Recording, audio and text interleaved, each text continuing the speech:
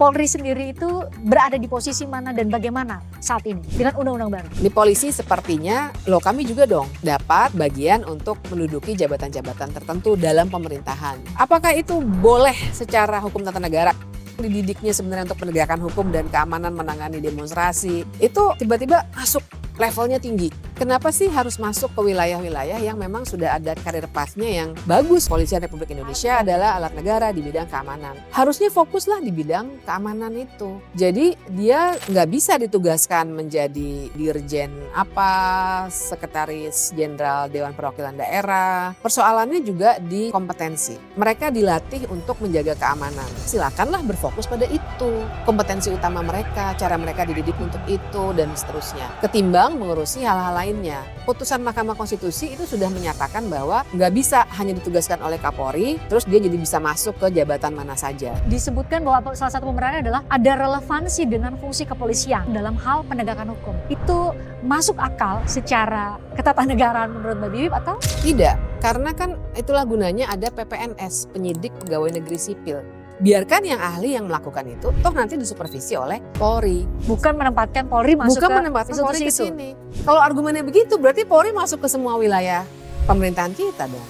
Secara hukum tata negara, ya balik lagi tuh. Persoalannya kompetensi untuk kepolisian menduduki jabatan-jabatan tertentu dalam lingkup kementerian-kementerian harusnya dipisahkan betul. Biarkan wilayah-wilayah sipil, perdagangan, pertanian, dapur MBG, perkoperasian itu dilakukannya oleh sipil, jadi nggak ke bawah. Tapi ada satu lagi yang perlu kita khawatirkan, yaitu politisasi dari polisi. Untuk perwira itu bisa diperpanjang usia pensiunnya kalau presiden menginginkan.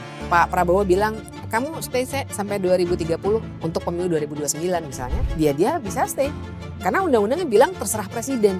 Itu akan dikenakan terhadap Kapolri saat ini, menurut saya mungkin. Apakah itu peluang untuk politisasi kepolisian? Menurut saya iya. Karena itu yang terjadi pada 2024.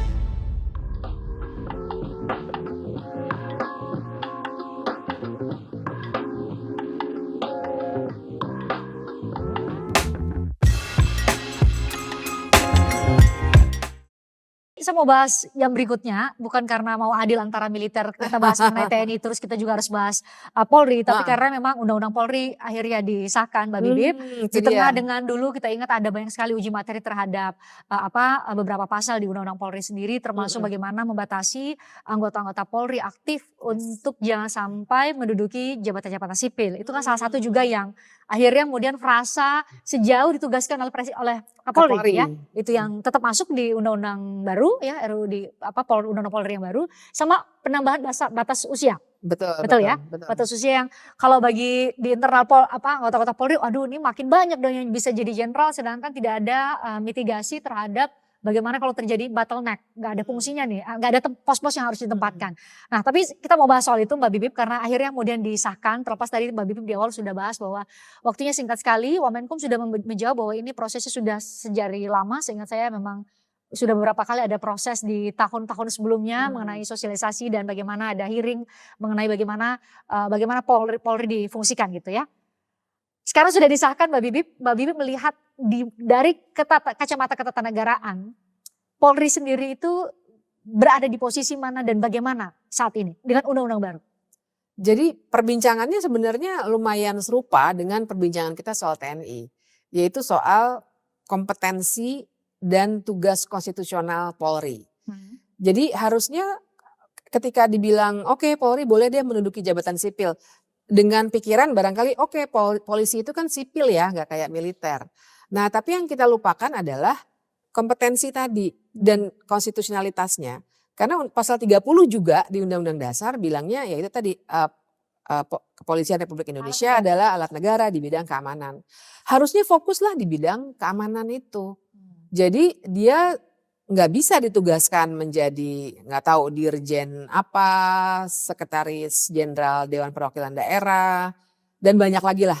Sehingga sempat ada candaan kan negara Kepolisian Republik Indonesia atau NKRI. Candaan. Tapi saya mau bilang persoalannya juga di kompetensi. Mereka dilatih untuk menjaga keamanan. Dan mereka juga dilatih untuk melakukan penegakan hukum. Penegakan hukum itu susah loh. Jadi saya respect sama kepolisian. Karena investigasi itu paham saya beratnya kayak apa. Jadi marilah silakanlah berfokus pada itu. Kompetensi utama mereka, cara mereka dididik untuk itu dan seterusnya. Ketimbang mengurusi hal-hal lainnya. Nah, dan saya juga mau menyoroti betul putusan Mahkamah Konstitusi itu sudah menyatakan bahwa nggak bisa hanya ditugaskan oleh Kapolri, terus dia jadi bisa masuk ke jabatan mana saja. Nah tapi saya mendengar ada beberapa ahli yang bilang di dalam rapat yang sebenarnya minim sekali partisipasinya, tapi kan biasa ya mereka suka mengundang ahli supaya ada checklist partisipasi gitu. Yang bilang bahwa kalau diatur dalam undang-undang nggak apa-apa. Karena yang dipersoalkan oleh oleh MK itu kan penjelasan karena itu penugasan oleh Kapolri.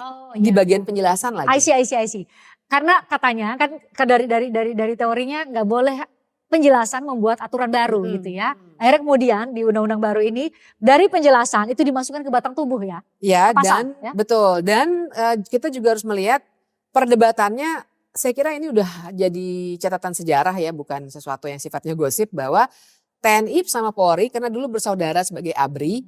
Setelah reformasi, polisi kan memang ya karena sudah dianggap sipil, sementara TNI kembali ke barak.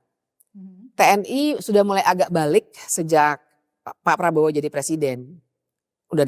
Sudah dapat undang-undang TNI, tugas-tugas lain, berbagai satgas.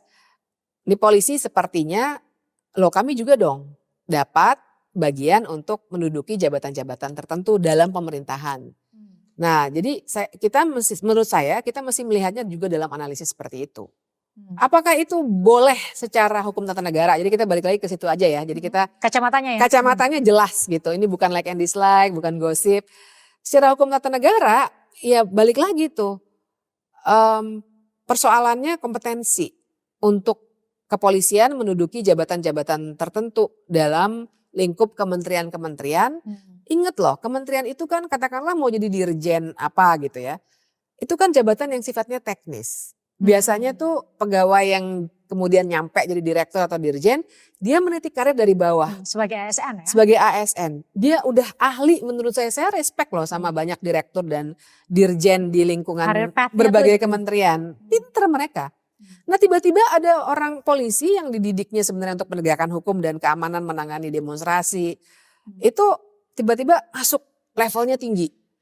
Itu kan juga merusak dalam tata birokrasi kita.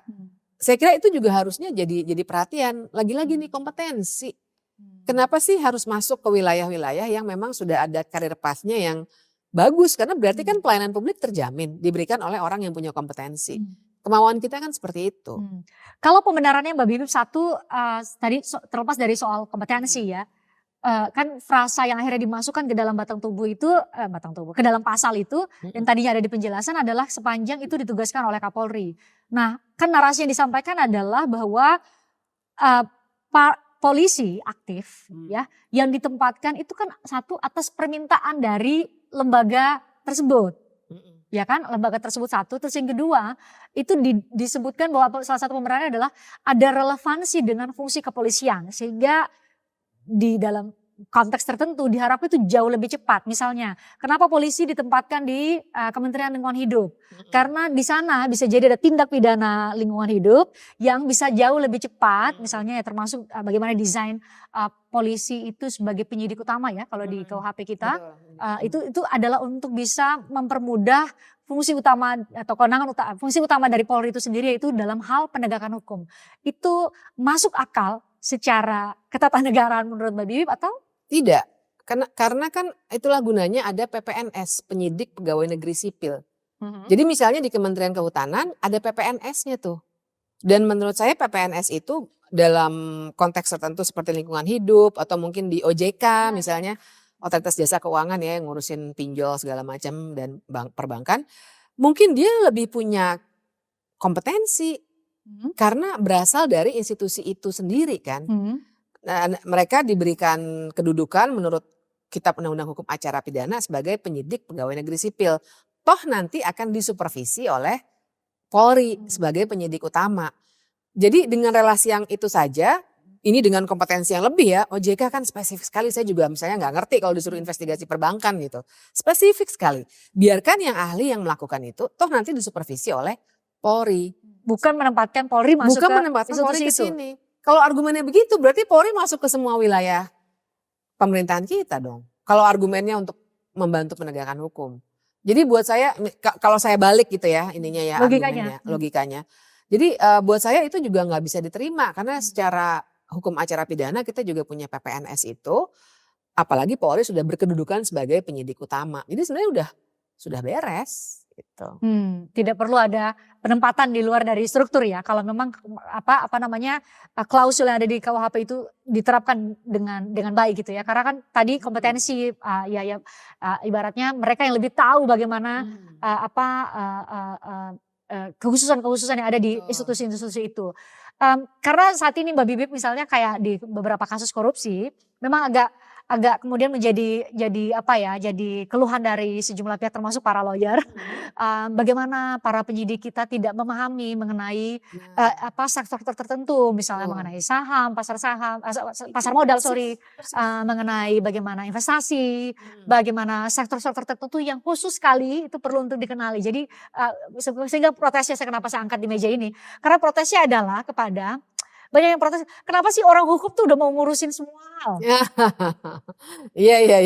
Padahal dia tidak paham khususan atau hal-hal tertentu yang mungkin hanya dimiliki oleh mereka-mereka yang paham ya di bidang itu. Iya.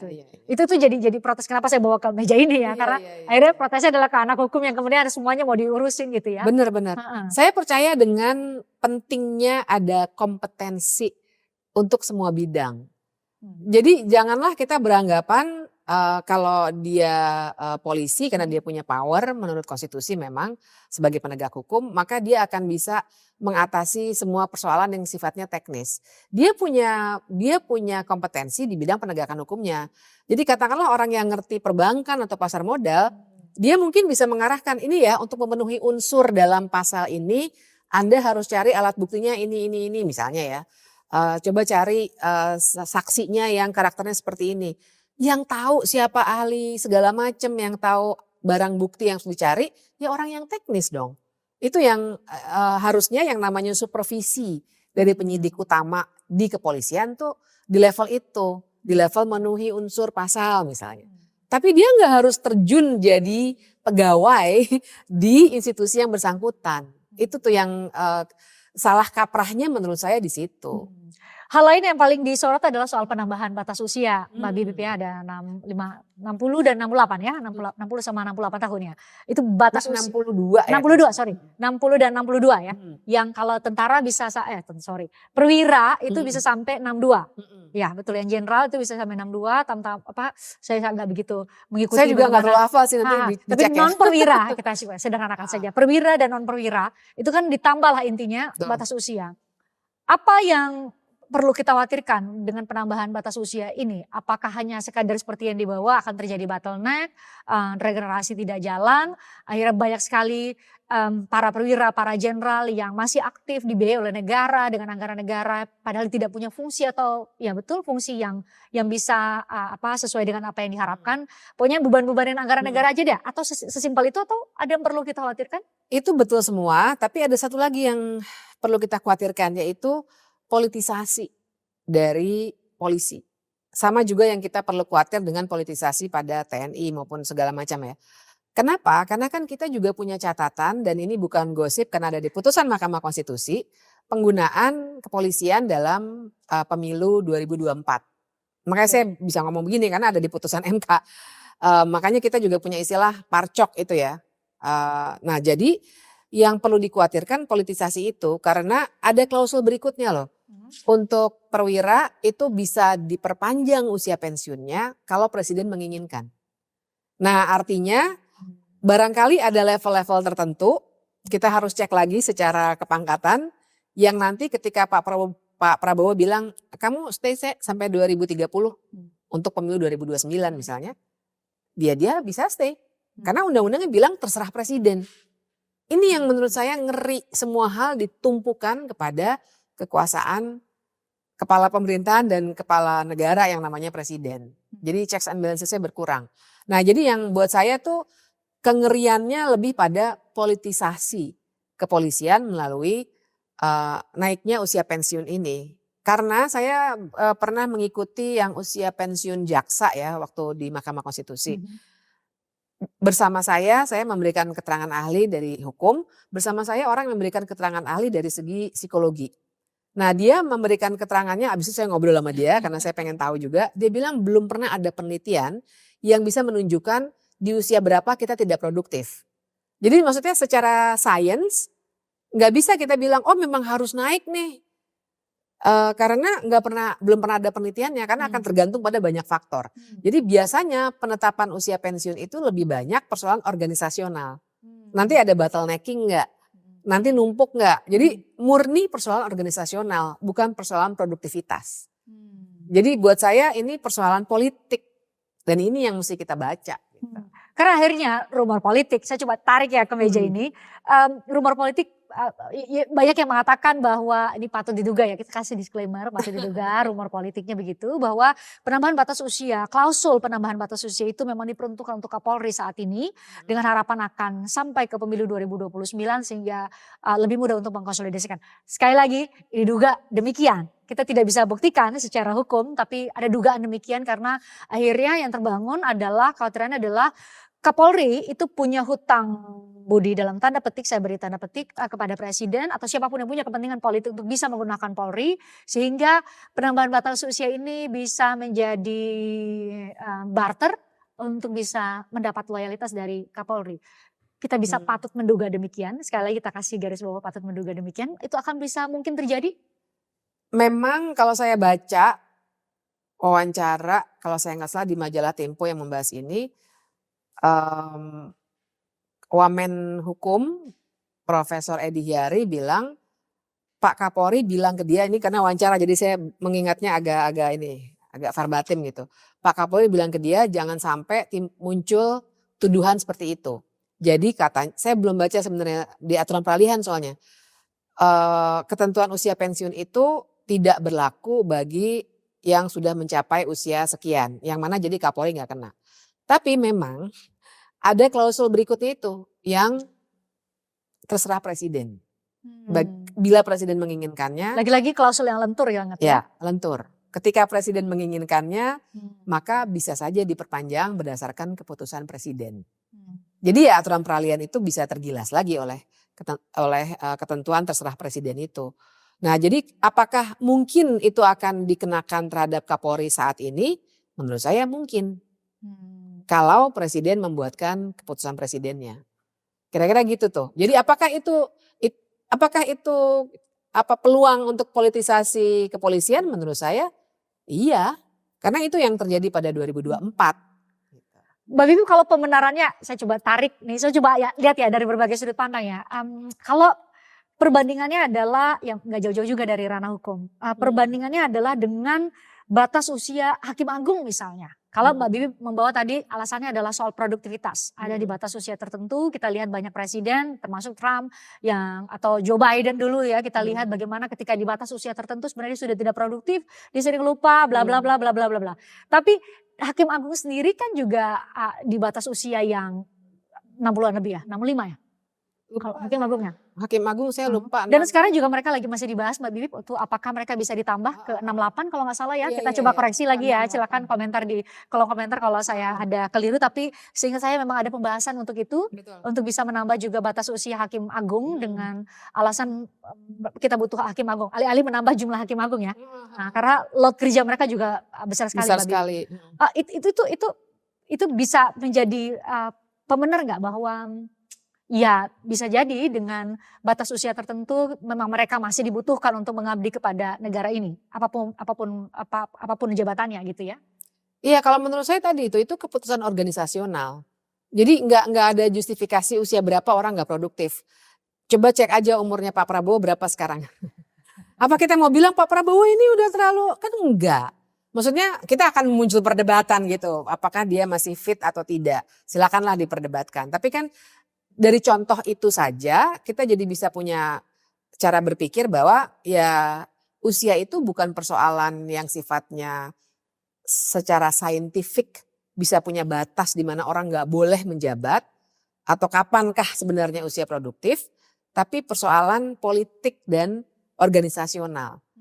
Jadi ya sama kan seperti tadi Christian bilang, orang hakim berargumen seperti itu, padahal sebenarnya mungkin kebutuhan kita adalah memperbanyak jumlah hakim agung atau memperbaiki apalah sistem kerja mereka sehingga tidak terjadi Tidak penumpukan semua perkara. kasus ada ke Mahkamah Konstitusi, ke Mahkamah Agung misalnya Mahkamah ya. Agung misalnya kan.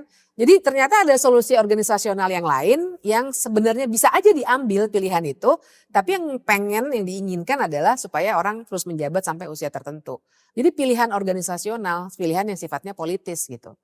Saya sih melihatnya seperti itu untuk menilai apa yang terjadi juga dengan usia pensiun polisi. Karena kan semuanya minta usia pensiun diubah semua nih.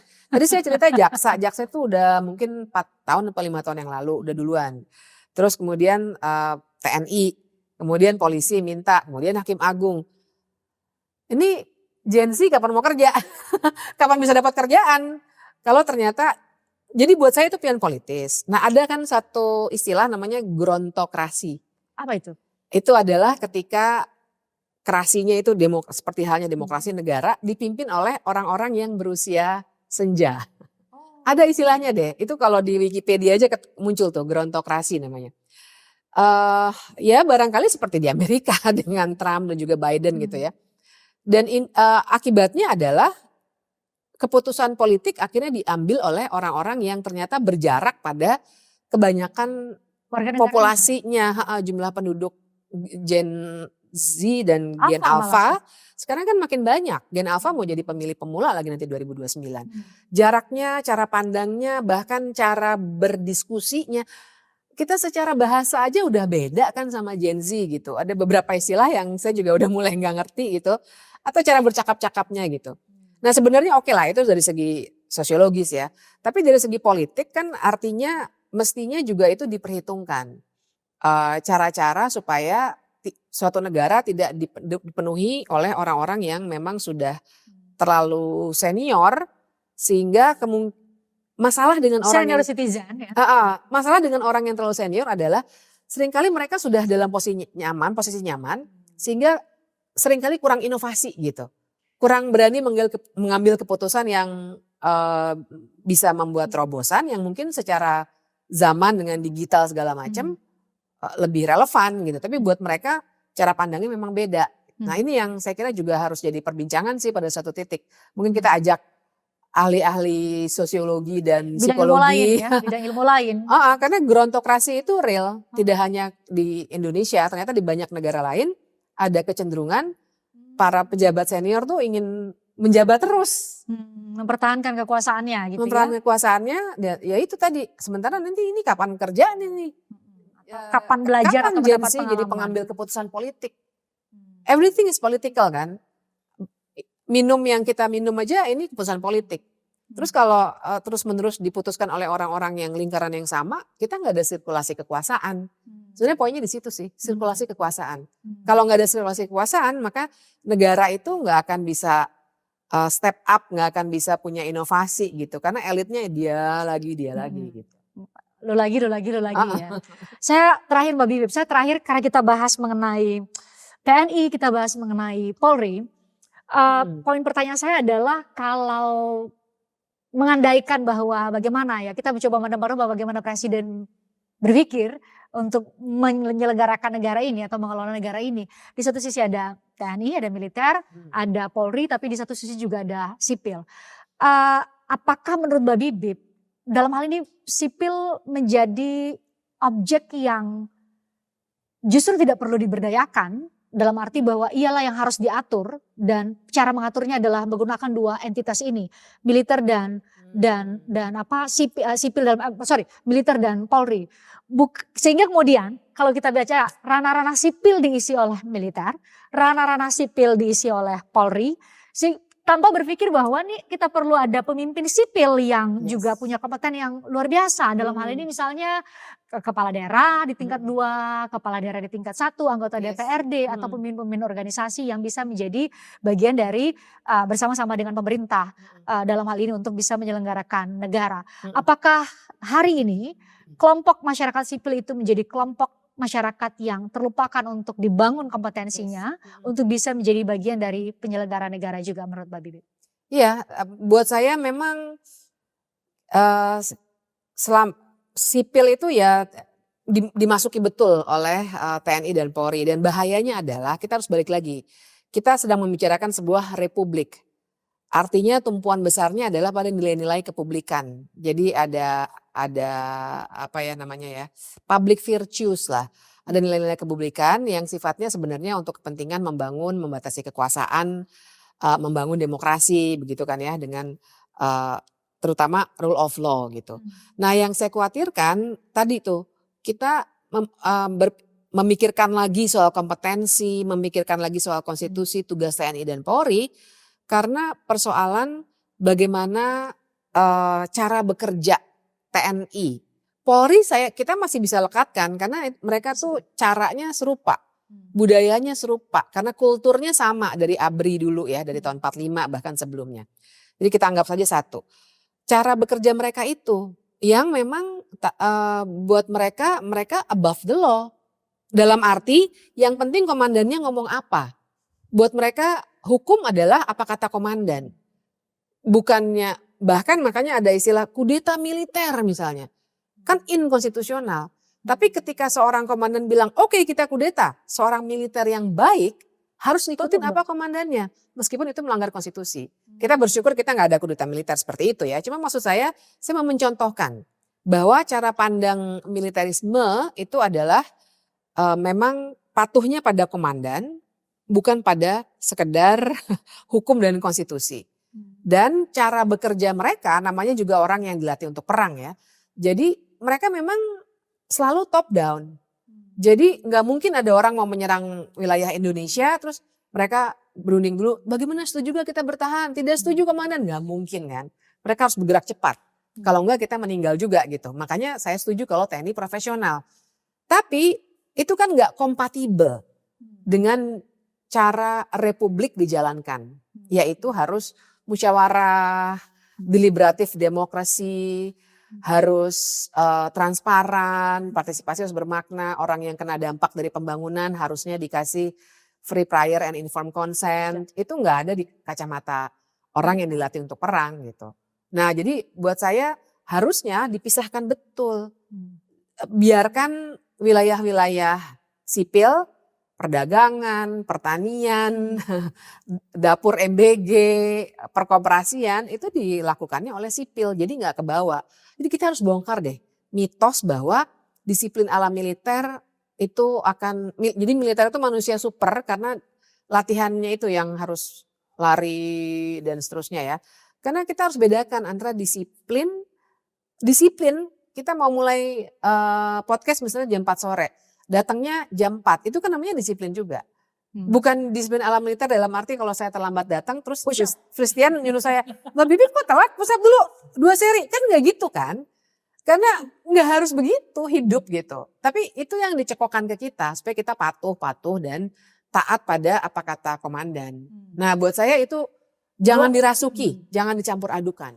Dan justru itu kontraproduktif kalau kemudian dicampur adukan. Yang terjadi seperti sekarang sehingga kita tidak kemana-mana, kita berhenti dengan tadi Mbak Bibi bilang kalau komcat pun ditaruh berhadapan dengan demonstran berarti lagi bikin ya sipil sama sipil berantem atau tadi ada chilling effect. Kekhawatirannya Mbak Bibi adalah persoalan ada baju, ada simbol militer pada saat warga negara sipil gitu ya mau menyampaikan aspirasinya kan khawatirnya ada chilling effect. Kita jadi takut duluan untuk menyampaikan aspirasi. Itu juga menjadi kekhawatiran tersendiri ketika ada tanggal 12 Juni tiba-tiba ada komcat di demonstrasi gitu ya. Betul.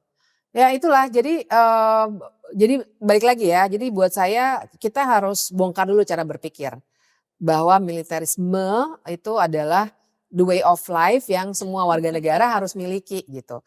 Bahkan menurut saya lebih baik kalau misalnya tadi saya bilang soal disiplin, mungkin kedisiplinan kita lebih baik karena kita menghormati orang lain misalnya. Itu kan value. Yang di kita kayaknya kurang dikasih, kita tuh kayak ditakut-takutin terus loh. Maksudnya, hey kamu kalau nggak makan, anak kecil kan, sekarang udah mesti kita kritik ya. Anak kecil kan lu suka takut-takutnya gitu kan. Kamu kalau nggak makan, mama panggil Pak Polisi loh. Kan suka gitu tuh zaman dulu. Tapi kan artinya seakan-akan kita untuk punya motivasi melakukan atau tidak melakukan sesuatu, harus takut dulu gitu. Bukannya karena kesadaran bahwa oh saya harus respect, masa Fristian nunggu 2 jam sih karena saya telat datang. Simply karena saya respect Fristian sebagai sesama manusia yang setara gitu. Nah value itu yang harusnya masuk. Ketimbang value harus takut, siap, patuh gitu, itu rapuh. Rapuh sekali untuk sebuah demokrasi. Oke, Mbak Bibip thank you ya. Kita berkali-kali bicara soal ini. Jadi tadi saya di awal sudah datang dengan pertanyaan apakah kita bisa cukup optimis dengan perbincangan-perbincangan seperti ini. Tapi Mbak Bibip ingatkan bahwa minimal kita mengisi ruang publik dan generasi yang lebih muda bisa terbangun, punya memori kolektif, dan kita harapkan mereka bisa menggali lebih banyak literatur untuk belajar bagaimana seharusnya bernegara dan ketatanegaraan kita. Thank you ya Mbak Bibip ya. Sama-sama. Mau minum dulu juga boleh. Kayak haus diajak ngobrol panjang-panjang. Thank you ya. Thank you ya. Sehat selalu.